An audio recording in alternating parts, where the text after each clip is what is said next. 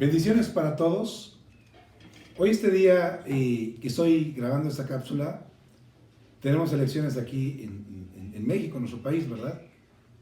Y posiblemente cuando veas esta cápsula tal vez ya pasó el día de hoy, pero es un tema que no importa si lo vieras hoy o en unos días, es un tema que es muy importante como ciudadanos, en nuestro caso mexicanos o ciudadanos de cada país. Somos cristianos efectivamente, pero también, y somos ciudadanos del reino de los cielos, por supuesto. Pero mientras estemos en esta tierra, tenemos un deber cívico como cristianos y como mexicanos en nuestro caso. Aquí en Romanos 13, del 1 al 6, dice de esta manera: sométase toda persona a las autoridades superiores, porque no hay autoridad sino de parte de Dios, y las que hay por Dios han sido establecidas. De modo que quien se opone a la autoridad, a lo establecido por Dios, resiste, y los que resisten acarrean condenación para sí mismos. Porque los magistrados no están para infundir temor al que hace el bien, sino al malo. ¿Quieres pues no temer la autoridad? Haz lo bueno y tendrás alabanza de ella. Porque es servidor de Dios para tu bien, pero si haces lo malo, teme, pues es servidor de Dios, vengador para castigar al que hace lo malo. Por lo cual es necesario estarles sujetos, no solamente por razón del castigo, sino también por causa de la conciencia. Pues por esto pagas también los tributos, porque son servidores de Dios, que atienden continuamente a esto mismo.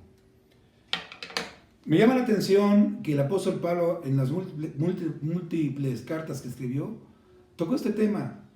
Un tema que lo escribieron no solo los cristianos de su época, sino de todas las épocas. Y si está en la Biblia es que es un tema que tenemos que considerar. Todo lo que está en la Biblia tenemos que considerarlo. Entendemos de antemano que la autoridad máxima es Dios, ¿verdad? Por eso Jesucristo es Rey de reyes y Señor de ¿qué? De señores. Él es el que quita y pone reyes, dice la Biblia. Y aquí lo dice claramente, ¿no? ¿Verdad? Que no hay autoridad sino de parte de Dios, y las que hay por Dios han sido establecidas. Y sé que salta la pregunta: no, pero los gobiernos son corruptos. Claro que lo son. Hay gobiernos menos malos que otros o más malos unos de otros. Pero al final de cuentas, Dios les toca juzgar a ellos. Es como nosotros los cristianos, ¿no? Yo como ministro. Yo soy una autoridad espiritual establecida por Dios, pero si yo hago lo malo, doy mal testimonio, Dios viene contra mí. Lo mismo ellos, ¿verdad? O sea, Dios pone a las personas porque alguien tiene que hacer ese trabajo y las respalda. Pero si alguien falla, no te preocupes, de él se va a encargar el Señor. Más de lo que piensas de esa autoridad. Nuestro deber nosotros como cristianos es someternos, porque imagínense, no, la sociedad sería un caos. Y dentro de esa obediencia está, por ejemplo, las votaciones, ¿no? Que tenemos que hacerlo, ¿verdad? Tenemos que hacerlo y ir a hacerlo. Ahora que, por ejemplo, los planes de contingencia contra el COVID-19, tristemente muchos cristianos tomaron una actitud equivocada al no sujetarse a las reglas, ¿no? Dios no está peleado con la prudencia. Enseñamos que es la combinación de fe y prudencia. Yo como pastor, junto con mi familia, nos sometimos, lo seguimos haciendo.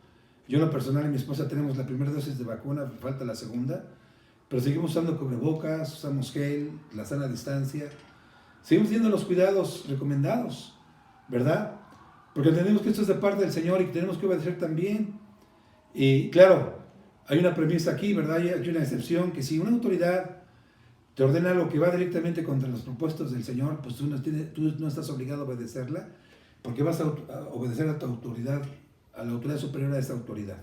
Pero fuera de ahí tenemos que someternos, pagamos impuestos, obedecemos reglas de la sociedad, porque nos conviene a todos, ¿no? Y es un testimonio de civilidad, de un buen testimonio al mundo como cristianos. No olvidar esto, que toca este tema. Y dice que si hacemos el bien no tenemos por qué tener miedo, ¿no? Pero el que hace el malo, pues sí debe tener miedo de su mal actuar, ¿no? Y me llama la atención un punto que dice aquí claramente, que no en vano lleva, ¿qué? La espada.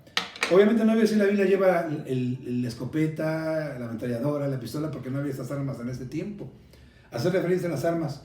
Pero en un momento dado ellos, aún de parte de Dios, están autorizados en usarlas para ejercer ¿qué cosa, hermano? Su labor, ¿no? Lo que se condenaría es que un policía, por ejemplo, lo usara en abuso de autoridad, ¿verdad? Pero si en un momento de un policía usa su arma para establecer un orden y el bien y justificadamente, él no peca delante del Señor, porque él fue puesto, ¿qué? Por Dios para ejercicio de su deber. Esa es la postura, ¿verdad? Y lo que Dios está en contra es el abuso del poder, y eso sí lo castiga. Las autoridades las conoce el Señor, Y en toda autoridad que también le falla a él, Dios lo va a condenar, lo va a juzgar.